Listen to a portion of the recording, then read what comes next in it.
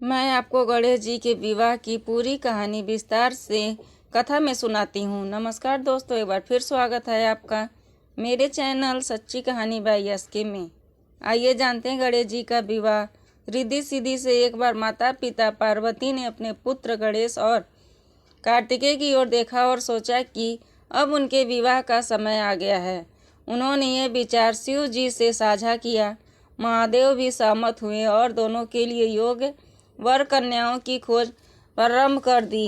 लेकिन इसी बीच एक समस्या खड़ी हुई। गणेश जी और कार्तिकेय जी दोनों में विवाद हो गया कि दोनों कहते थे पहले मेरा विवाह होना चाहिए। प्रतियोगिता का आरंभ माता पिता ने यह झगड़ा समाप्त करने के लिए एक उपाय निकाला। उन्होंने कहा तुम दोनों में से जो सबसे पहले तीनों लोकों भूलोक, स्वर्गलोक और पाताल लोक का चक्कर लगाकर वापस लौटेगा उसका विवाह पहले होगा। यह सुनते ही कार्तिकेय जी अपने वाहन मोर पर सवार होकर तुरंत निकल पड़े।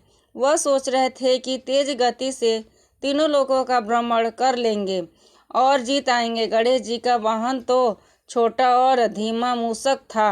उन्हें समझ आ गया कि वाहन की गति से वो कार्तिकेय से आगे नहीं निकल सकते। गणेश जी की बुद्धिमानी।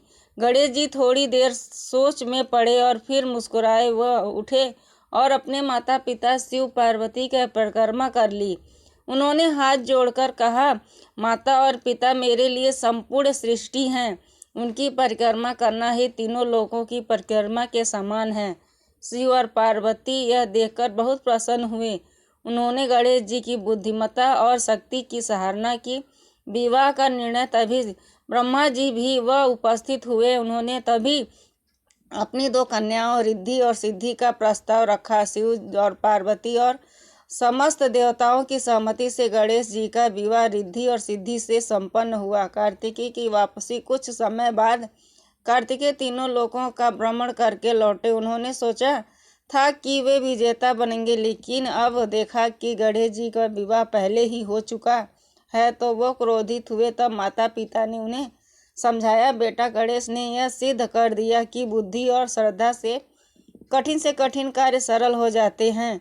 तेज गति से घूमने वाला ही विजेता नहीं होता, बल्कि सच्चा ज्ञान रखने वाला ही सच्चा विजेता कहलाता है। फल और महत्व। इस विवाह के बाद से ही गणेश जी को रिद्धि सिद्धि के पति और सिद्ध विनायक कहा जाने लगा। उनकी दोनों पत्नियों से उन्हें शुभ और लाभ नामक दो पुत्र प्राप्त हुए।